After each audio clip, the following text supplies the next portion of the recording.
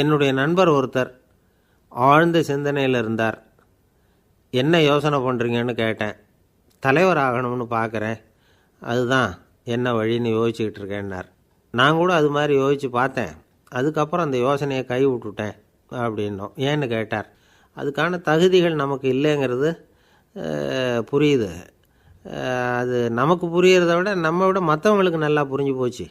அதனால் பேசாமல் கம்முன்னு இருந்துடுறது தான் நல்லது அப்படின்னோம். தலைவர் ஆகிறதுக்கு தகுதிகள் வேறு உண்டோ அப்படின்னு கேட்டார். அவர் யதார்த்தமாக தான் கேட்குறார். நாங்கள் உடனே எங்ககிட்ட இருந்த ஒரு புஸ்தகத்தை எடுத்து அவர்கிட்ட கொடுத்தோம். படித்து பாருங்கன்னு. தலைவர் ஆகிறதுக்கு என்ன வழி அப்படிங்கிறத பற்றி அதில் போட்டிருக்கிறாங்க. முதல் வழி என்ன தெரியுமா? ஒரு 4 பேர் முன்னாடி இல்லைன்னா ஒரு கூட்டத்துக்கு முன்னாடி நீங்கள் பேச போகிறீங்க.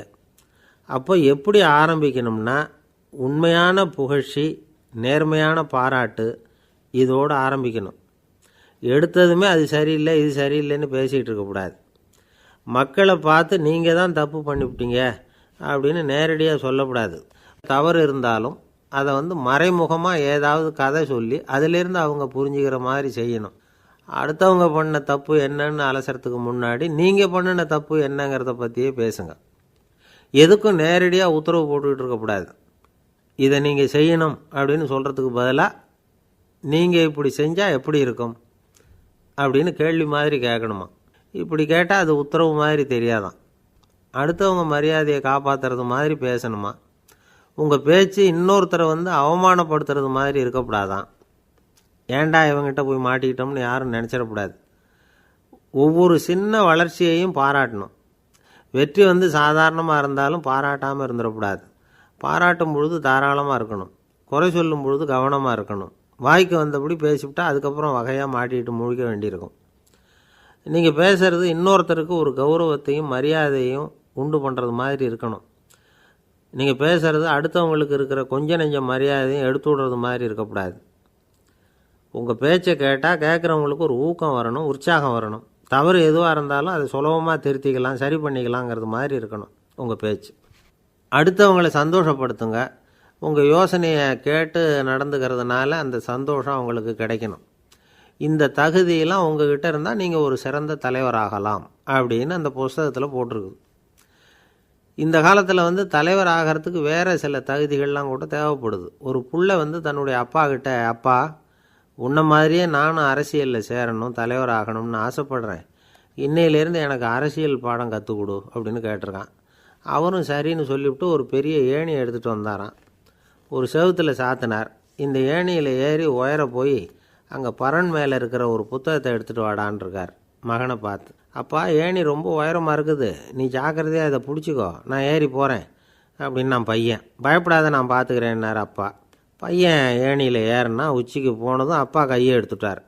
ஏணி அப்படியே சரிஞ்சுட்டுது. பையன் பொத்துன்னு கீழே விழுந்துட்டான். இடுப்பு பிடிச்சிக்கிட்டே எழுந்திரிச்சான். என்னப்பா இது, இப்படி என்னை ஏற விட்டுட்டு கையை விட்டுட்டியே, இப்படி கைவிடலாமா அப்படின்னு கத்தியிருக்கான். அப்பா நிதானமாக சொன்னாராம், அவசரப்படாதேப்பா, அரசியலில் இதுதான் முதல் பாடம், பெத்த அப்பனாக இருந்தாலும் அவனை நம்பாதே அப்படின்னு உபதேசம் பண்ண ஆரம்பித்தாராம். அள்ள அள்ள குறையாதது அட்சய பாத்திரம், அது நமக்கு தெரியும், கேள்விப்பட்டிருக்கிறோம். ஆனால் போட போட நிரம்பாத ஒரு பாத்திரம் உண்டு. அது என்ன தெரியுமா? நம்மளில் பல பேர்கிட்ட அந்த பாத்திரம் உண்டு. அதுதான் பேராசை அப்படிங்கிற பாத்திரம். அதை நிறைவு செய்யவே முடியாது. பேராசையை பற்றி சுஃபி இலக்கியத்தில் ஒரு பிரபலமான கதை உண்டாம். அதை ஒரு பெரியவர் எடுத்து சொல்லியிருக்கிறார். ஒரு மன்னர் நகர்வலம் போயிட்டுருக்கார். ஒரு பிச்சைக்காரன் மன்னர் எதிரில் வரான். பிச்சை போடுங்கோங்கிறான். என்னுடைய அமைதியை கெடுக்காதே போங்கிறார் மன்னர். அவன் சிரிக்கிறான். அரசே, உங்களுடைய அமைதி கெடக்கூடிய நிலையில் இருந்தால் அதுக்கு பேர் அமைதியே கிடையாது அப்படின்னு நானா. எதிரில் நிற்கிறது வெறும் பிச்சைக்காரன் இல்லை, யோகி அப்படிங்கிறத மன்னர் புரிஞ்சுக்கிட்டார். துறவியே, உங்களுக்கு என்ன வேணும்னாலும் கேளுங்க, கொடுக்குறேன்னாராம். அந்த துறவி மறுபடியும் சிரிக்கிறார். அரசே, உங்களால் முடியாததையெல்லாம் கொடுக்க முடியும்னு சத்தியம் செய்யாதீங்க அப்படின்னார். மன்னருக்கு கோபம் வந்துட்டுது. என்ன இவர் இப்படி சொல்கிறாரே அப்படின்னு நினச்சார். நகர்வலத்தை பாதியிலேயே நிறுத்தினார். வாங்க அரண்மனைக்குன்னார். துறவியை அழைச்சிக்கிட்டு அரண்மனைக்கு வந்துட்டார். துறவி தன்கிட்ட இருந்த பிச்சை பாத்திரத்தை நீட்டினார். இது நிறைய எனக்கு பொற்காசுகள் வேணும் அப்படின்னாராம். அவ்வளவு தானா, இது ஒரு பெரிய காரியமா அப்படின்னு கையை தட்டினாராம் மன்னர். ஒரு பெரிய தாம்பாளம் நிறைய பொற்காசுகள் வந்து சேர்ந்தது. அதை அள்ளி போட்டார். போட போட அந்த பிச்சை பாத்திரம் நிரம்பவே இல்லை. பொற்காசுகள் போட போட அவ்வளவையும் உள்ளே வாங்கிக்கிட்டே இருக்குது. அரசாங்க கஜானாவே காலி ஆகிட்டுது. மூட்டை மூட்டையாக பொற்காசுகளை கொட்டி பார்த்துட்டாங்க. அது முழுங்கிக்கிட்டே இருக்குது. கடைசி வரைக்கும் அந்த பிச்சை பாத்திரம் வந்து நிரம்பவே இல்லை. அரசர்கிட்ட இருந்த கர்வம் போயிட்டுது. அப்படியே பொத்துன்னு துறவி காலில் விழுந்தார். அப்போ அந்த துறவி சொன்னாராம், மன்னா, இந்த பிச்சை பாத்திரத்தை உங்களால் மட்டும் இல்லை, வேறு யாராலையும் நிரப்ப முடியாது. அதுக்கு என்ன காரணம்னா, இது வந்து சாதாரண பிச்சை பாத்திரம் இல்லை, பேராசைகளோடு வாழ்ந்து செத்துப்போன ஒரு மனிதனின் மண்டை ஓடுது அப்படின்னாராம். பாருங்கள், இதுதான் அந்த சுஃபி இலக்கிய கதை. செத்த பிறகும் நிறைவு இல்லைன்னா அது எப்பேற்பட்ட பேராசையாக இருக்கும்னு யோசித்து பார்த்துங்க. நம்மால் ஒருத்தர் கல்யாணம் பண்ணிக்க பொண்ணு பார்த்துக்கிட்டு இருந்தார். அழகு, அறிவு, படிப்பு எதுவும் தேவையில்லை, பணம் மட்டும் இருந்தால் போதும் அப்படின்னு பார்க்குறவங்ககிட்டெல்லாம் சொல்லி வச்சார். ரொம்ப நாளைக்கு அப்புறம் ஒரு பணக்காரர் கிடைச்சார். அவர் சொன்னார், இதை பாருங்கள், எனக்கு 20 வயசில் ஒரு மகள், அவளை நீங்கள் கல்யாணம் பண்ணிக்கிட்டா 2 லட்சம் பணம் கொடுப்பேன். 25 வயசில் ஒரு பொண்ணு, அவளை கல்யாணம் பண்ணிக்கிட்டா 2.5 லட்சம் தருவேன். 30 வயசில் ஒரு பொண்ணு இருக்கா, அவளை கல்யாணம் பண்ணிக்கிட்டா 3 லட்சம் தருவேன். என்ன சொல்கிற அப்படின்னாராம். இவன் கொஞ்ச நேரம் யோசித்து பார்த்துருக்கான். அதுக்கப்புறம் மெதுவாக அவரை நிமிர்ந்து பார்த்து, ஏன் சார், உங்ககிட்ட 50 வயசில் ஏதாவது பொண்ணு இருக்கா அப்படின்னு கேட்டானா. அன்பாக இருக்கணும்னு அநேக பெரியவங்க சொல்லியிருக்கிறாங்க. நாமளும் அதை கேட்டுவிட்டு அன்பு காட்டுறதுக்கு தயாராக தான் இருக்கிறோம். அதை வாங்கிறதுக்கு தான் ஆளை காணும். இருந்தாலும் அன்பில் எத்தனையோ வகை உண்டு. அதை சரியாக புரிஞ்சுக்கிட்டு அதுக்கப்புறம் அன்பு காட்ட ஆரம்பிக்கணும். வகையை புரிஞ்சிக்காமல் அன்பு காட்டினா வம்பில் மாட்டிக்க வேண்டியது தான். அன்புன்னா சாதாரணமாக நினச்சி விடாதீங்க. அதில் எவ்வளோ விதம் தெரியுமா?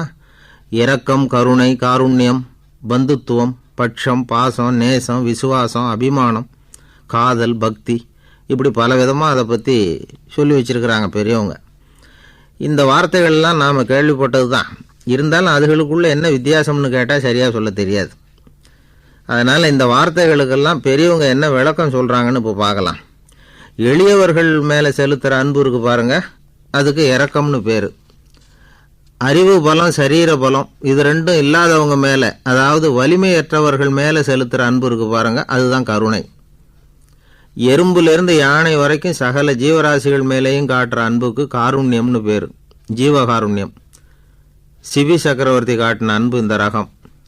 உறவினர்கள், சொந்தக்காரங்க, அவங்க வசதியாக இருந்தாலும் வறுமையில் இருந்தாலும் வித்தியாசம் இல்லாமல் காட்டுற அன்பு இருக்கு பாருங்க, அதுக்கு பேர் பந்துத்துவம். ஒரு எஜமானன் வேலையாள்கிட்ட காட்டுற அன்பு இருக்கு பாருங்க, அதுக்கு பேர் தான் பட்சம். அவனும் தன்னை மாதிரி மனுஷன்தாங்கிற நினைப்பு வேணும். ஒரு தாய் தன்னுடைய குழந்தை மேலே, ஒரு குழந்தை தன்னுடைய தாய் மேலே செலுத்துகிற அன்புக்கு பாசம்னு பேர். ஈருடல் ஓர் உயிர்னு நினைக்கிறது இது. ராமரும் கௌசலையும் இதுக்கு உதாரணம். தம்மை ஒத்த நண்பர்கள்கிட்ட செலுத்துகிற அன்புக்கு நேசம்னு பேர். வயசு, செல்வம், அந்தஸ்து இந்த வித்தியாசமெல்லாம் பார்க்காம அவங்க சுகதுக்கத்தில் சமபங்கு எடுத்துக்கிறது இது. கிருஷ்ணன் குசேலர்கிட்ட காட்டினது இந்த ரகம். வேலை செய்கிறவன் முதலாளிகிட்ட காட்டுற அன்புக்கு விசுவாசம்னு பேர். தேசத்து மேலேயும் தாய்மொழி பேர்லையும் செலுத்துகிற அன்புக்கு அபிமானம்னு பேர். தேசாபிமானம்னு சொல்கிறோமே, இதுதான்.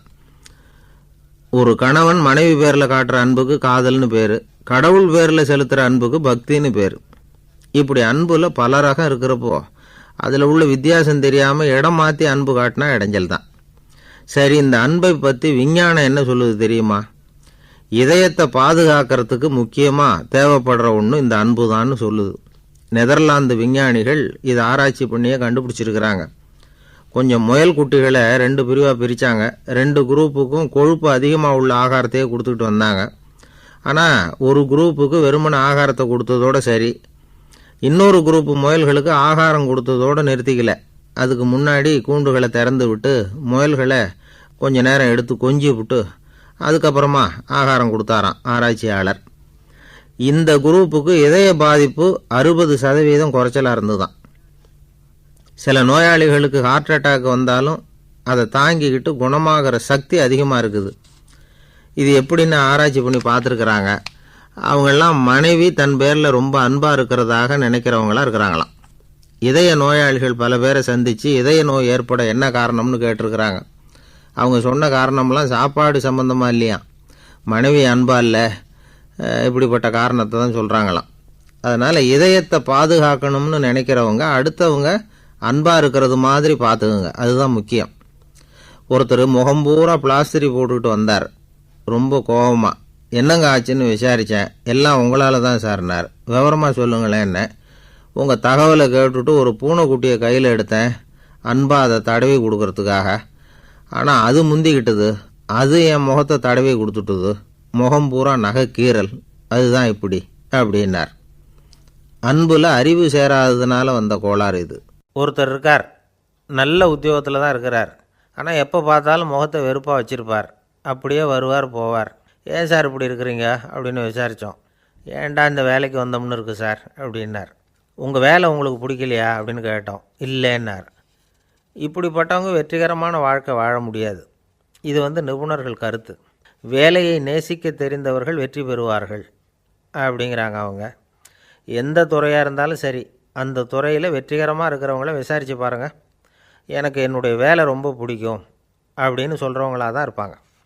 அப்படி இருந்தால் தான் அது வெற்றிகரமாக இருக்க முடியுது அவங்களால. ஒருத்தனுக்கு பிடித்தமான பொழுதுபோக்கே அவனுடைய தொழிலாக இருந்துட்டுதுன்னா அவனை மாதிரி கொடுத்து வச்சவன் வேறு யாரும் இல்லை அப்படிங்கிறார் பெர்னாட் ஷா. ஒரு தடவை மன்னர் ஹுமாயூன் உயிரை தண்ணீர் மொண்டு ஊற்றுகிற தொழிலாளி ஒருத்தர் காப்பாற்றினாராம் அந்த ஹுமாயூன் உயிரை. உடனே மன்னர் கேட்டிருக்கார், உனக்கு என்ன வேணும்னாலும் கேளு தரேன், உயர் பதவி வேணுமா அப்படின்னு கேட்டாராம். மன்னா, மக்களின் தாகம் தீர்க்கக்கூடிய இந்த பணியை விட உயர்ந்தது உண்டா அப்படின்னாராம் அந்த தொழிலாளி. அவரால் அவருடைய வேலையை நேசிக்க முடிஞ்சுது, அதனால் மகிழ்ச்சியாக இருக்க முடிஞ்சுது. நாமெல்லாம் அப்படி இல்லை, வேலை கிடைக்கிற வரைக்கும் கிடைச்சா போதும் அப்படின்னு இருக்கோம். கிடைச்சதுக்கப்புறம் ஏன்டா இந்த வேலைக்கு வந்தோம்னு ரொம்பவும் அழுத்துக்குவோம். சரி, நாம் இருக்கிற இடத்துல நாம் வெற்றிகரமாக இருக்க வழி உண்டா அப்படின்னா உண்டுன்னு சொல்கிறாங்க. அதாவது மன இயல் நிபுணர்கள் இருக்கிறாங்க இல்லையா, அவங்க அதுக்கு முக்கியமாக 6 வழிகள் சொல்கிறாங்க. நீங்கள் ஒரு அலுவலகத்தில் வேலை பார்க்குறவரா அப்படின்னா இதை கேளுங்க. அதாவது உங்கள் மேலதிகாரி எதிர்பார்ப்புக்கு தகுந்த மாதிரி உங்கள் வேலை இருக்குதா? அப்படி இல்லைன்னா முதல்ல உங்கள் வேலையின் தரம் உயரணும். உங்களுக்கு மேலே கீழே வேலை பார்க்குற பணியாளர்கள்கிட்ட நல்ல விதமாக பழகிறீங்களா? அந்த உறவு முறையில் ஏதாவது குறை இருந்தால் அதை கண்டுபிடிச்சி சரி பண்ணுங்கள். நம்பிக்கைக்கு உரியவர் அப்படின்னு நீங்கள் பேர் எடுக்கணும். நீங்கள் எடுக்கிற முடிவு நல்ல முடிவாக தான் இருக்கும் அப்படின்னு அடுத்தவங்க சொல்லணும். உங்கள் தோற்றத்துக்கு முக்கியத்துவம் கொடுங்க. இது மனம் உடல் ரெண்டும் சம்மந்தப்பட்டது. அதனால் மனசையும் ஆரோக்கியமாக வச்சுருக்கணும், உடம்பையும் ஆரோக்கியமாக வச்சுருக்கணும். உங்களுடைய நிர்வாகம் செயல்படுற விதத்தை நல்லா புரிஞ்சு வச்சுக்கணும். உங்களுடைய நிர்வாகம் இப்போ ஒரு காரியம் செய்யுதுன்னு வச்சுங்க, ஏன் அப்படி செய்யுது, எதுக்காக அப்படி செய்யுது, அதனுடைய குறிக்கோள் என்ன, அது நீடிக்கிறதுக்கு காரணம் என்ன, இதையெல்லாம் தெரிஞ்சுக்கணும். சிரிப்புக்கு வஞ்சகம் பண்ணக்கூடாது, நல்லா சிரிக்கணும், அப்போ தான் அது திரும்ப கிடைக்கும். கடந்த கால தோல்வியை பற்றி கவலைப்படக்கூடாது. முதலாளி விருப்பம் தெரிஞ்சு நடந்துக்கிறது நல்லது தான். அதுக்காக காக்கா பிடிக்கணுங்கிற அவசியம் இல்லை. உங்களுக்கு ஒரு பொறுப்பான வேலை கிடைக்குது, உடனே சத்தம் குழப்பம் அப்படின்னு சூழ்நிலையை இறுக்கமாக ஆக்கிடக்கூடாது. எந்த சூழலையும் இயல்பாக கையாளக்கூடியவர் அப்படிங்கிறத காட்டணும். இதெல்லாம் உங்கள் துறையில் நீங்கள் வெற்றி பெற நிபுணர்கள் சொல்கிற யோசனைகள். இவ்வளவு விவரமும் சொல்லிவிட்டு ஒருத்தரை பார்த்து கேட்டோம், இப்போ சொல்லுங்கள், நீங்கள் செய்கிற வேலை உங்களுக்கு பிடிச்சிருக்குதா அப்படின்னோம். ரொம்ப ரொம்ப பிடிச்சிருக்குது அப்படின்னார். சரி, என்ன செஞ்சிகிட்ருக்குறீங்க அப்படின்னு கேட்டோம். சும்மா தான் இருக்கிறேன் அப்படின்னார் அவர். அவர் ஒரு பெரிய குடும்பத்தில் பிறந்தவர். இருக்கிற சொத்துக்கள் எல்லாத்தையும் வாரி வழங்கிவிட்டு காட்டுக்கு புறப்பட்டார் தவம் செய்கிறதுக்காக. இருந்தது பூராவும் கொடுத்துட்டார், இனிமேல் எதுவுமே இல்லை கொடுக்கறதுக்கு. அப்போது கடைசியாக ஒருத்தன் கையை நீட்டினான். ஐயா ஏதாவது கொடுங்கன்னா. அவர் பார்த்தார், கட்டியிருக்கிற வேட்டியை தவிர வேறு எதுவுமே இல்லை. 8 முழம் பட்டு வேட்டி, ஜரிகை கரையோடு இருக்குது. கடைசியாக அதை தான் எடுத்து கட்டிக்கிட்டு அவர் புறப்பட்டுக்கிட்டு இருக்கிறார். அவர் பார்த்தார், எதிரில் அவன் பரிதாபமாக நின்றுக்கிட்டு இருக்கிறான். அந்த 8 முழ வேட்டியை 2ஆக கிழிச்சார். 4 முழத்தை அவங்ககிட்ட கொடுத்துட்டு மீதி 4 முழத்தை தன்னுடைய இடுப்பில் கட்டிக்கிட்டு அவர் காட்டுக்கு போயிட்டார். இவன் என்ன பண்ணான் தெரியுமா? கையில் கிடைச்ச 4 முழத்தை எடுத்துக்கிட்டு கடை வீதிக்கு போனான். பழைய பட்டு வேட்டி ஜருகை இதெல்லாம் விலைக்கு வாங்குகிற வணிகர் ஒருத்தர் இருந்தார். அவர்கிட்ட போனான். இதை விலைக்கு எடுத்துக்கிறீங்களான்னு கேட்டான். அவர் வாங்கி பார்த்தார். ஆகா, ரொம்ப அருமையான வேட்டி, விலை ஒசந்த ஜரிகை, இது ஏது உனக்குன்னு கேட்டார். அவன் நடந்ததை சொன்னான். அப்படின்னா ஒன்று செய், இந்த வேட்டியோட இன்னொரு பாதியையும் மெதுவாக வாங்கிட்டு வந்துரு, உனக்கு நிறைய பணம் தரேன் அப்படின்னார் அந்த வணிகர். இவன் கொஞ்சம் யோசனை பண்ணி பார்த்தான். கொஞ்சம் இருங்க, அதை வந்துவிடுறேன் அப்படின்னு சொல்லிவிட்டு நேராக காட்டுக்கு போனான். அவர் எங்கே இருக்காருன்னு தேடி கண்டுபிடிச்சான். அவர் ஒரு இடத்துல தவக்கோலத்தில் இருக்கிறார். கட்டியிருந்த இடைவேட்டியும் அவரை அறியாமலே நழுவி கீழே விழுந்து கிடக்குது. இவனுக்கு ரொம்ப வசதியாக போச்சு. அவரை கேட்க வேண்டிய அவசியமே இல்லை. மெதுவாக சத்தம் போடாமல் அடிமேல் அடி வச்சு நெருங்கினான். அவர் கண்ணை மூடிக்கிட்டு அவர் பாட்டு நின்றுக்கிட்டு இருக்கார். இவன் மெதுவாக போய் கீழே கிடந்த அந்த துணியை எடுத்துக்கிட்டு சத்தம் போடாமல் திரும்பி நடந்தான். அப்படி கொஞ்சம் தூரம் நடந்திருப்பான். அப்படி ஓட ஆரம்பிக்கிற சமயத்தில் அவன் காலில் கீழே கிடந்த முள் ஒன்று நறுக்குன்னு தைச்சி விட்டுது. வலி தாங்க முடியாமல் அம்மான்னு கத்திவிட்டான். இந்த சத்தத்தினால கண்ணை மூடி நின்றுக்கிட்டு இருந்த அவர் தவம் கலைஞ்சிது. மெதுவாக கண்ணை திறந்து பார்க்குறார். தன் இடையில் இருந்த வேட்டி அவன் கையில் இருக்குது. இப்போ அவர் நினைக்கிறாராம், இந்த வேட்டி மேலே நான் வச்ச ஆசை அல்லவா அவனை வந்து திருடன் ஆக்கிவிட்டுது அப்படின்னு நினச்சாரான். இது எப்பேற்பட்ட மனநிலைங்கிறத கொஞ்சம் யோசிச்சு பாருங்கள். தான் ஒரு பொருள் மேலே வைத்த பற்று இன்னொரு மனிதன் திருடனாக ஆகிறதுக்கு காரணமாயிட்டுதே அப்படின்னு நினைக்கிறார். அப்படி நினச்ச அவர் யார் தெரியுமா? அவர் தான் மகாவீரர். இழந்துட்டேங்கிறியே, நீ என்னத்தை கொண்டு வந்த இங்கே இழக்கிறதுக்கு? நீ என்னத்தை உண்டாக்குன இது அழிஞ்சுட்டுதுன்னு சொல்கிறதுக்கு? இது அவருடைய சிந்தனை. இன்றைக்கி நம்ம சிந்தனையெல்லாம் வேறு மாதிரி இருக்குது. ஒருத்தன் நடுத்தெருவில் உட்காந்து அழுதுகிட்டு இருந்தான். அந்த வழியாக வந்தவர் கேட்டார், ஏன்ப்பா அழற அப்படின்னு கேட்டார். 5 ரூபா சார், இந்த இடத்துல விழுந்துட்டுது, ரொம்ப நேரமாக தேடுறேன், கிடைக்காது போல இருக்கு அப்படின்னா. எப்போ தொலைஞ்சுது அப்படின்னு கேட்டார். அது எனக்கு தெரியாது சார், பணத்தை தொலைச்சவன் தேடி பார்த்துட்டு போயிட்டான், நான் அவனுக்கு பின்னாடி தேட வந்தவன் அப்படின்னு சொல்லிவிட்டு மறுபடியும் தேட ஆரம்பித்தானா. அமெரிக்க ஜனாதிபதி ஆப்ரஹாம் லிங்கன் ஒரு நாள் தன்னோட கோச்சு வண்டியில் தலைநகரான வாஷிங்டனுக்கு போயிட்டுருக்கிறார். கோச்சு வண்டி ஒரு சாலையில் போயிட்டுருக்கு. அந்த சாலைக்கு ஒரு பக்கத்தில் பயங்கரமான சதுப்பு நிலம். சதுப்பு நிலம்னா அது புதைகுழி, புதை மணல்ங்கிறோம்ல, அது மாதிரி. அந்த சதுப்பு நிலத்தில் யாராவது மாட்டிக்கிட்டா அவ்வளவுதான், ஆளை கொஞ்சம் கொஞ்சமாக உள்ளே அமுக்கிவிடும். தப்பிச்சு கரையிறது கஷ்டம். அப்படிப்பட்ட நிலம் அது. ஆப்ரஹாம் லிங்கன் ஏதோ ஒரு முக்கியமான அரசாங்க வேலையாக போயிட்டு திரும்பி வந்துக்கிட்டு இருக்கிறார். அதனால் அந்த சமயத்தில் அவர் விலை உசந்த ஆடைகளை அணிஞ்சிருக்கிறார். அப்படி அவர் அந்த கோச்சு வண்டியில் வந்துக்கிட்டு இருக்கிறாரு. அந்த சமயத்தில் ஒரு காட்சி அவர் கண்ணில் பட்டுட்டுது. என்ன தெரியுமா? ரோட்டுக்கு பக்கத்தில் இருந்த சதுப்பு நிலத்தில் ஒரு இளம் பன்றி குட்டி சிக்கிக்கிட்டு தவிச்சிக்கிட்டு இருக்குது. பரிதாபமாக கத்திக்கிட்டு இருக்குது. அதை பார்த்தார் லிங்கன். அவருக்கு என்ன மாதிரி ஆயிட்டுது. உடனே வண்டியை நிறுத்த சொன்னார். கீழே இறங்கினார். தன்னோட விலை உசந்த ஆடைகளை பற்றி லட்சியம் பண்ணவே இல்லை. தனக்கே ஆபத்து வரலாம்ங்கிறத பற்றியும் கவலைப்படலை. தான் ஒரு குடியரசுத் தலைவருங்கிறத பற்றியும் அவர் நினச்சி பார்க்கல. நேராக அந்த சதுப்பு நிலம் பக்கமாக போனார். அந்த சேத்துல இறங்கி பன்றிக்குட்டியை காப்பாற்றி கரைக்கு கொண்டுட்டு வந்து சேர்த்துட்டார். அதுக்கப்புறம் நிம்மதியாக கோச்சு வண்டியில் ஏறி வெள்ளை மாளிகைக்கு வந்து சேர்ந்தார். ட்ரெஸ்ஸு உடம்பு பூரா சேறு சகதி. பார்க்குறவங்களுக்கெல்லாம் ஆச்சரியமாக போச்சு. அவங்களுக்கு ஒன்றும் புரியல. இவர் நேராக ட்ரெஸ்ஸு மாற்றிக்கிறதுக்காக போனார். கோச்சு வண்டி ஓட்டிகிட்டு வந்தவங்கிட்ட போய் எல்லோரும் கேட்டாங்க, என்ன ஆச்சு அப்படின்னு. அவர் வர்ற வழியில் நடந்த விவரத்தை சொன்னார். ஆப்ரஹாம் லிங்கனுடைய இந்த இறக்க குணத்தை எல்லாரும் பாராட்டினாங்களாம், புகழ்ந்தாங்களாம். ஆனால் இதுக்கு லிங்கன் என்ன பதில் சொன்னார் தெரியுமா? தயவு பண்ணி இந்த புகழ்ச்சியான பேச்சையெல்லாம் ஒதுக்குங்க, அதெல்லாம் வேணாம். அந்த சின்ன பிராணி சகதியில் மாட்டிக்கிட்டு துடிச்சிக்கிட்டு இருந்தது, அதை பார்த்தேன். உடனே என்னுடைய இதயத்தில் ஒரு முள் தைச்சது மாதிரி ஒரு உணர்வு. அந்த முள்ளை பிடுங்கி எறிஞ்சேன், அவ்வளவுதான். உண்மையில் அந்த பிராணிக்கு நான் வந்து உதவினேங்கிறத விட எனக்கு ஏற்பட்ட இன்னலை போக்கிட்டேன் அப்படிங்கிறது தான் உண்மை.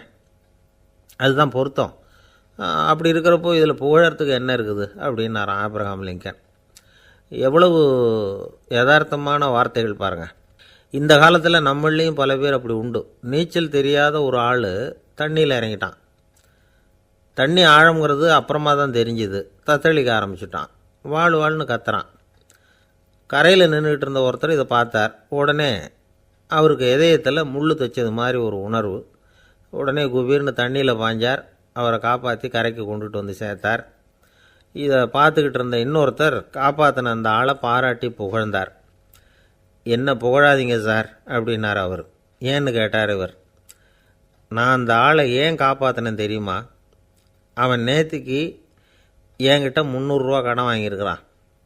இவன் தண்ணியில் போட்டான்னா நான் கொடுத்த கடனும் தண்ணியில் போடும். அதனால தான் விழுந்து காப்பாற்றினேன் அப்படின்னா அந்த ஆள். ஒரு தெருவில் சில சிறுவர்கள் விளையாடிக்கிட்டு இருந்தாங்க. ஏதோ ஒரு உயரமான கல்லை நடுத்தெருவில் வச்சு அதை சுற்றி சுற்றி ஓடி வந்துக்கிட்டு இருக்கிறாங்க. அது என்ன விளையாட்டோ அவங்களுக்கு தான் தெரியும். கொஞ்ச நேரம் அப்படி விளையாடிக்கிட்டு இருந்தவங்க விளையாடி முடித்ததும் அந்த கல்லை நடுத்தெருவில் அப்படியே விட்டுட்டு அவங்கவுங்க வீட்டுக்கு ஓடி போட்டாங்க. அதுக்கப்புறம் அந்த வழியாக 2 பெண்கள் பேசிக்கிட்டே வந்தாங்க. பேச்சு சுவாரஸ்யத்தில் நடுத்தெருவில் இருந்த அந்த கல்லை கவனிக்கலை. காலில் இடிச்சுட்டுது, லேசாக ரத்தம் வந்துட்டுது, வலி தாங்கலை. காலில் இடிச்சுக்கிட்ட பொண்ணு திட்ட ஆரம்பிச்சுட்டுது. வர வர ஊர் உலகம் ரொம்ப கெட்டு போச்சு, யாருக்கும் பொறுப்பே கிடையாது பாரு, இப்படி நடுத்தருவில் பொறுப்பு இல்லாமல் இப்படி கல்லை போட்டு வச்சுருக்குறாங்களே, இது நியாயமா அப்படின்னு சொல்லி இந்த சமூகத்தை கடுமையாக விமர்சனம் பண்ணிக்கிட்டு அவங்க போயிட்டாங்க. கொஞ்ச நேரம் கழித்து ஒரு வாலிபன் அந்த வழியாக வந்தான். அந்த கல்லை பார்த்தான், நின்னான், ஒரு நிமிஷம் யோசனை பண்ணான். என்ன பண்ணலாம்னு பார்த்தான். தன்னுடைய வீரத்தையும் பலத்தையும் காட்டணும்னு நினச்சான். பின்னாடி போனான். அப்புறம் வேகமாக ஓடி வந்து ஒரு சின்ன ஹை ஜம்ப் அப்படியே துள்ளி குதிச்சான். துள்ளி குதித்து தாண்டி அந்த பக்கமாக போய் விழுந்தான். அப்படியே விசில் அடிச்சுக்கிட்டு அவன் பாட்டுக்கு நடந்து போகிறான். அடுத்தபடியாக ஒரு காதல் ஜோடி அந்த வழியாக வந்தது. நடுத்தெருவில் கண்ணில் பட்டது. அவங்க 2 பேரும் ரொம்ப நெருக்கமாக சேர்ந்து வந்துக்கிட்டு இருக்கிறாங்க. நடுவில் கல் இருக்கிறதுனால கொஞ்ச நேரம் 2 பேரும் விலகி மறுபடியும் இந்த பக்கம் வந்து சேர்ந்து போகணும். கொஞ்ச நேரம் நாம் பிரிய வேண்டி இருக்குதே அப்படின்னு வருத்தத்தோடு முணுமுணுத்துக்கிட்டே இந்த பக்கம் வந்தாங்க. அதுக்கப்புறம் வழக்கம் போல் சேர்ந்து அவங்க பாட்டுக்கு எதிர்காலத்தை பற்றி கற்பனை பண்ணிக்கிட்டே போயிட்டாங்க. கடைசியாக அந்த வழியாக பார்வை இல்லாத ஒருத்தர் வந்துக்கிட்டு இருக்கார். அவர் கையில் வழக்கமாக வச்சிருக்கிற அந்த ஊன்றுகோல், கையில் இருக்கிற அந்த ஊன்றுகோலால் தனக்கு முன்னாடி அப்படியும் இப்படியும் அப்படியே தட்டிக்கிட்டு பார்த்துக்கிட்டே அவர் மெதுவாக நடந்து வந்துக்கிட்டு இருக்கிறார். வழியில் இருக்கிற அந்த கல் தட்டுப்பட்டுது. உடனே நடுத்தெருவில் ஒரு கல் இருக்குங்கிறத அவர் புரிஞ்சுக்கிட்டார். உடனே குனிஞ்சார். அந்த கல்லை தடவி பார்த்து எடுத்தார். தெரு ஓரமாக கொண்டுட்டு போய் போட்டார். அதுக்கப்புறம் அவர் பாட்டுக்கு அவர் வழியில் நடந்து போனார். இப்போது இதில் பல பேர் வந்தாங்க போனாங்க. இவங்களில் பார்வை உள்ளவங்க யார், பார்வை இல்லாதவங்க யார்? இப்படி ஒரு கேள்வி கேட்டால் என்ன பதில் சொல்ல முடியும்? கொஞ்சம் யோசித்து பார்த்தா இன்றைக்கி பல பேர் இப்படி தான் இருந்துக்கிட்டு இருக்கிறோம். ஒரு ஆள் பார்க்குறதுக்கு பெரிய மனுஷன் மாதிரி இருக்கார். ஒரு தெரு வழியாக நடந்து வந்துக்கிட்டு இருந்தார். இருட்டு நேரம். வழியில் ஒரு பெரிய கல் கிடந்தது, கருங்கல். பார்த்தார். கொஞ்ச நேரம் யோசித்தார். போய் தூக்கி பார்த்தா ரொம்ப கனமாக இருந்தது. இன்னொரு ஆள் சேர்ந்தாதான் தூக்க முடியும். இவர் உடனே ரோட்டோரமாக போய் ஒரு மரத்தடியில் உட்காந்துக்கிட்டார். 2 பக்கமும் பார்த்துக்கிட்டே இருக்கார், யாராவது வர்றாங்களான்னு. கொஞ்ச நேரத்தில் ஒருத்தர் வந்தார், இவருக்கு தெரிஞ்சவர். என்னங்க இந்த நேரத்தில் இங்கே உட்காந்துருக்குறீங்கன்னு கேட்டார் அவர். அதோ அந்த கருங்கல் அப்படின்னு சுட்டி காட்டினார். ஓ, அதை தூக்கி ஓரமாக போடணுமா? வாங்க 2 பேரும் தூக்கலான்னார் வந்தவர். நான் அதுக்காக உட்காந்துருக்கலேன்னார் இவர். பின்ன வேற எதுக்காகன்னார் அவர். ஒரு மனுஷன் கருங்கல்லில் காலை இடிச்சுக்கிட்டான்னா எப்படி துள்ளுவான்னு பார்க்கணுங்கிறது எனக்கு ரொம்ப நாளாக ஒரு ஆசை, அதுக்காக தான் உட்காந்துருக்கிறேன் அப்படின்னாராம். இந்த உலகத்தில் எவ்வளவோ உயிரினங்கள் இருக்குது. ஒவ்வொன்றும் ஒவ்வொரு விதமாக சண்டை போடுது. இப்போ 2 மாடு சண்டை போட்டுக்குதுன்னு வச்சுக்கோங்க, என்ன பண்ணும்? 2 முட்டிக்கும். அதுக்கு சண்டை போடுறதுக்கு ஆயுதமாக உபயோகப்படுறது அதோட கொம்பு. 2 சேவல் சண்டை போட்டுக்குதுன்னு வச்சுக்கோங்க, அதுக்கு ஆயுதமாக உபயோகப்படுறது அதோட கால் நகம். காலால் தான் அது ஒன்றோட ஒன்று சண்டை போட்டுக்கும். ஆனால் 2 மனுஷன் சண்டை போட்டுக்கிறான்னு வச்சுக்கோங்க, இவன் இன்னதை தான் ஆயுதமாக உபயோகப்படுத்துவான்னு குறிப்பிட்டு சொல்ல முடியாது. கல்லை எடுப்பான், கத்தி எடுப்பான், துப்பாக்கி எடுப்பான், என்ன வேணாலும் பண்ணுவான். வாயால் திட்டுவான், கையால் அடிப்பான், காலால் உதைப்பான், சகலகலாக வல்லவன். விலங்குகள்லாம் பொதுவாக வாயை சாப்பிட்றதுக்கு மட்டும்தான் உபயோகப்படுத்துது. ஆனால் இவனுக்கு சாப்பிட்றதுக்கும் அதுதான், சாப்பிட்டு விட்டு திட்டுறதுக்கும் அதுதான். ஆனால் ஒரு விஷயத்தில் மட்டும் கெட்டிக்கிறேன். அதாவது நாம் சண்டை போட்டுக்கிட்டாலும் பரவாயில்லை, கோழிகள் சண்டை போடாமல் இருக்கணும் அப்படின்னு ஆசைப்படுறான். எதுக்காக? கோழிகள் சண்டை போடாமல் இருந்தால் நிறைய முட்டைகள் போடுமா, அதுக்காக தான் இந்த அக்கறை. கோழி பண்ணை வச்சுருக்கிறவங்களுக்கு இது ஒரு பெரிய பிரச்சனை. அதாவது பண்ணையில் இருக்கிற கோழிகளுக்குள்ளே அடிக்கடி சண்டை வந்துடும். அதனால் முட்டை உற்பத்தி குறைஞ்சிரும். சரி, இதுக்கு என்ன பண்ணுறது? பண்ணையில் போய் உட்காந்துக்கிட்டு தினமும் பஞ்சாயத்து பேசிகிட்டு இருக்க முடியுமா? அமெரிக்காவில் கோழி பண்ணை வச்சுருக்கிற ஒருத்தர் இதை பற்றி யோசனை பண்ணி பார்த்தாராம். ஒரு வழியையும் கண்டுபிடிச்சிருக்கார். கோழிக்கெல்லாம் மூக்கு கண்ணாடி மாட்டி விட்டுட்டோம்னா அது சண்டை போடுற குணம் குறைஞ்சிரும், முட்டை அதிகமாகிடும். அந்த கண்ணாடியில் உள்ள லென்ஸு சிவப்பு நிறத்தில் இருக்கணும், அவ்வளவுதான் அப்படின்னு அவர் கண்டுபிடிச்சாராம். இது ஏற்கனவே நடைமுறையில் கண்டுபிடிக்கப்பட்ட ஒரு விஷயம். ஆனால் எல்லா கோழிக்கும் சிவப்பு மூக்கு கண்ணாடி எப்படி மாட்டி விடுறது? அப்படியே மாட்டி விட்டாலும் அது நழுவாமல் இருக்கணுமே. இப்போ நாமெல்லாம் நடு விரலால் மூக்கு கண்ணாடி நடுவில் தொட்டு அப்படி ஸ்டைலாக சரி பண்ணிக்கிறோம். அது மாதிரி கோழி எப்படி சரி பண்ணிக்கும்? இதுதான் பிரச்சனை. இதுக்கு அவர் என்ன வழி கண்டுபிடிச்சாருன்னா, கோழிக்கெல்லாம் மூக்கு கண்ணாடிக்கு பதிலாக விழியொட்டு வில்லைகள், காண்டாக்ட் லென்ஸ், அதை பொருத்தி விட்டா என்ன அப்படின்னு யோசனை பண்ணார். அதே மாதிரி பண்ணார். அதே மாதிரி செஞ்சு பார்த்தார், வெற்றி. அதுக்கப்புறம் கோழியெல்லாம் சண்டை போட்டுக்கலையாம், சமாதான பிரியர்கள் ஆகிட்டு தான். கோழிகளுக்கு இயல்பாகவே சண்டை போடுற குணம் உண்டு. ஆனால் அதோட கண்ணுக்கு பார்க்குற பொருள்லாம் ரோஜா நிறத்துலையோ அல்லது இன்னும் சொல்லப்போனால் அழுத்தமான சிவப்பு நிறத்துலையோ தெரிஞ்சதுன்னா சண்டை போடுற குணம் குறைஞ்சிருதான். அந்த சமயத்தில் அது அதிகமாகவும் முட்டையிட ஆரம்பிச்சுடுதான். அதே நேரத்தில் இறை எடுக்கிறத கூட குறைச்சிக்குதான். இது ஏன் இப்படி பண்ணுதுங்கிறது விஞ்ஞானிகளுக்கு இன்னமும் புரியலையா. எப்படியோ அமெரிக்க கோழிகள்லாம் காண்டாக்ட் லென்ஸ் பொருத்திக்க ஆரம்பித்தாச்சு. கோழி கழுத்தை பிடிச்சிக்கிட்டு ஒரு சில வினாடிகளில் அதை பொருத்தி போடுறாங்களாம். கோழியோட ஆயுள் பூரா அது அப்படியே இருக்குமா. பண்ணையில் முட்டை உற்பத்தி குறைஞ்சா இது மாதிரி விஞ்ஞானபூர்வமாக பரிகாரம் தேடுறது தான் நல்லது. நமக்கு வேண்டியப்பட்ட ஒருத்தர், அவர் ஒரு கோழி பண்ணை வச்சுருந்தார். அந்த பண்ணையில் பாதி கோழி திடீர்னு செத்து போச்சு. உடனே ஒரு கால்நடை மருத்துவர்கிட்ட போக வேண்டியது தானே. அங்கே போகல, உள்ளூரில் மந்திரம் பண்ணிகிட்டு இருந்த ஒரு சாமியார்கிட்ட போனார். அவர் காலில் விழுந்தார். சாமி, என் பண்ணையில் பாதி கோழி செத்து போட்டுதுன்னார். சாமியார் யோசனை பண்ணார். சரி, பண்ணையில் வாசப்படி கிழக்கு பக்கமாக வச்சுருக்கியா மேற்கு பக்கமாக வச்சுருக்கியான்னு கேட்டார். கிழக்கு பக்கமாக இருக்குன்னார் அவர். அதுதான் தப்பு, மேற்கு பக்கமாக அதை மாற்று, சரியாக போடும்னாராம். அதே போல் இவர் போய் மாற்றிவிட்டார். அப்பவும் பாதி செத்து போச்சு. மறுபடியும் சொன்னார், சாமி மறுபடியும் பாதி கோழி செத்து போட்டுதேன்னார். சரி, கூரை எப்படி போட்டிருக்க, ஓடு போட்டிருக்கியா இல்லை கீத்து போட்டிருக்கியான்னார். ஓடு போட்டிருக்கேன்னாராம் அவர். அதுதான் தப்பு, அதை கீத்து போட்டுரும், சரியாக போடும்னாராம்.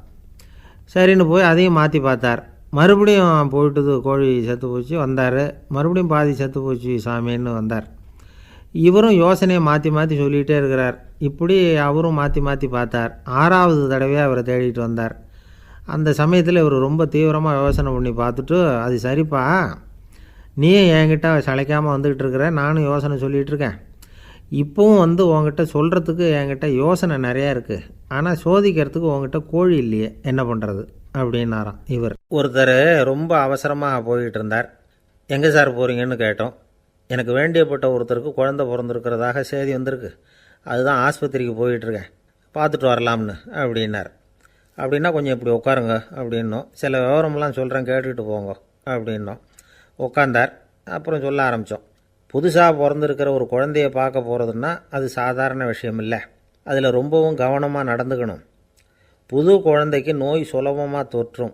முக்கியமாக காற்று மூலமாக பரவுகிற நோய்கள் சுலபமாக வந்துடும். அதனால் நமக்கு உடம்பு சரியில்லைன்னா குழந்தைய விட்டு கொஞ்சம் தள்ளியே இருக்கிறது தான் நல்லது. பெரியவங்களை பொறுத்த வரைக்கும் சாதாரணமாக உள்ள ஒரு கிருமி கூட குழந்தையை பொறுத்த வரைக்கும் ரொம்ப மோசமான ஒரு கிருமியாக இருக்கும். சில வெளிநாடுகளில் எப்படி தெரியுமா, பிறந்த குழந்தை தூங்கிக்கிட்டு இருக்கிற ஒரு ரூமுக்கு போகணும்னா போகிறவங்க முகமூடி போட்டுக்கணும், காலணிகளை மாற்றிக்கணும், அவ்வளவு சுத்தமாக உள்ளே போய் பார்த்துட்டு வரணும். பொதுவாக சில ஆஸ்பத்திரிகளில் பார்த்திங்கன்னா பார்வையாளர்கள் நேரத்தில் விசிட்டிங் ஹவர்ஸ் தாயை விட்டு குழந்தைய தனியாக பிரித்து வச்சுருவாங்க. எதுக்குன்னு நினைக்கிறீங்க? அந்த நேரம் பல பேர் வருவாங்க போவாங்க, அவங்க கை கால் சுத்தமாக இருக்காது. சுத்தம் இல்லாத கைகள் மூலமாக கிருமிகள் பரவும். சுத்தம் இல்லாத கைன்னா மண்ணு தூசி படிஞ்சிருக்கிற கை மட்டும் தான் அர்த்தம் இல்லை. சாலையில் கையை வீசிக்கிட்டு நடந்து வர்றீங்க, குழந்தைய பொறுத்த வரைக்கும் அது கூட சுத்தம் இல்லாத கை தான். தாயை தவிர மற்றவங்க குழந்தைய தூக்காமல் பார்த்துக்கிறது நல்லது. தாய் கூட அளவோடு கொஞ்சிறதோடு நிறுத்திக்கணும். புதுசாக ஒரு குழந்தைய பெற்றுருக்கிற பொண்ணுக்கிட்ட மற்ற தாய்மார்கள் ஏதாவது சொல்லிக்கிட்டே இருப்பாங்க. குழந்தைய அப்படி வளர்க்கணும் இப்படி வளர்க்கணும் அப்படின்னு ஏதாவது அட்வைஸ் பண்ணிக்கிட்டே இருப்பாங்க. இப்படி ஓவராக அறிவுரை பண்ணுறது அந்த பொண்ணை குழப்பி விட்டுரும். அதனால் அப்படிலாம் பண்ணக்கூடாது. அந்த பெண்ணே ஏதாவது கேட்டால் கூட டாக்டர் சொல்ல வேண்டிய விவரங்களையெல்லாம் நாமே சொல்லிகிட்டு இருக்கக்கூடாது. புதுசாக பிறந்திருக்கிற குழந்தைய மட்டும்தான் இப்படி பார்க்கணும்னு இல்லை. ஒரு நோயாளி குழந்தைய பார்க்க போகிறதுனா கூட ரொம்ப எச்சரிக்கையாக தான் நடந்துக்கணும். ஒரு தின்பண்டமோ விளையாட்டு சாமானோ அந்த குழந்தைக்கு நாம் வாங்கிட்டு போகிறதா வச்சுக்குவோம். அதை நேராக கொண்டுகிட்டு போய் அந்த குழந்தைகிட்டே கொடுக்கக்கூடாது. அதோட அப்பா அம்மாக்கிட்ட ரகசியமாக கொடுக்கலாம். அவங்க முடிவு பண்ணட்டும் குழந்தைகிட்ட அதை கொடுக்கலாமா வேண்டாமாங்கிறத. அவங்களுக்கு தான் தெரியும் அதோட மனசும் உடம்பும். உங்கள் அக்கறையை காட்டுறதா நினச்சிக்கிட்டு குழந்தை வாயில் எதையும் கொண்டுட்டு போய் போடாதீங்க. போகிறப்போ உங்கள் வீட்டு குழந்தையும் அழைச்சிட்டு போகாதீங்க. இது நோயை வாங்கிட்டு வந்துடும், அல்லது புதுசாக ஒரு நோயை அதுக்கிட்ட கொடுத்துட்டு வந்துடும். என்னதான் உங்களுக்கு பழக்கமான குழந்தையாக இருந்தால் கூட அதுக்கு விருப்பம் இல்லைன்னா பேசக்கூடாது. அங்கே போய் அவங்க பள்ளிக்கூடத்தை ஞாபகப்படுத்திகிட்டு இருக்கக்கூடாது. நோயில் இருக்கிறப்ப ஸ்கூலை பற்றி பேச அது விரும்பாது. ஆஸ்பத்திரியை விட்டு வெளியில் புறப்படுறப்போ குழந்தைகிட்ட சொல்லணும்னு அவசியம் இல்லை. அதோட அப்பா அம்மா கிட்ட சொல்லிவிட்டு புறப்பட்டா போதும். குழந்தை கோபிச்சிக்காது. சமூக சம்பிரதாயத்தை பற்றி அது கவலைப்படுறதில்ல. இப்படி எல்லா விவரமும் நம்ம எதிரில் உட்காந்துருந்தவங்ககிட்ட சொல்லி முடித்தோம். ரொம்ப நன்றி சார் அப்படின்னு சொல்லிவிட்டு அவர் புறப்பட்டார். குழந்தைங்க கொஞ்சம் வளர்கிற வரைக்கும் தான் நாம் எச்சரிக்கையாக இருக்கணும்னு இல்லை, வளர்ந்த பிறகு இன்னும் எச்சரிக்கையாக இருக்கணும். ஒரு பையன் பள்ளிக்கூடத்துலேருந்து திரும்பி வீட்டுக்கு வந்தான். முகம் பூரா நகத்தால் கீறி இருந்தது. அப்பா பார்த்து பயந்துட்டார். யாருடா உன்னை இப்படி பண்ணது அப்படின்னார். என் கூட படிக்கிற இன்னொரு பையன்னா. நாளைக்கு உன் கூட பள்ளிக்கூடத்துக்கு வர்றேன், நீ எனக்கு அவனை அடையாளம் காட்ட முடியுமான்னார். அது ரொம்ப சுலபம் நான் பையன் எப்படின்னார் அப்பா.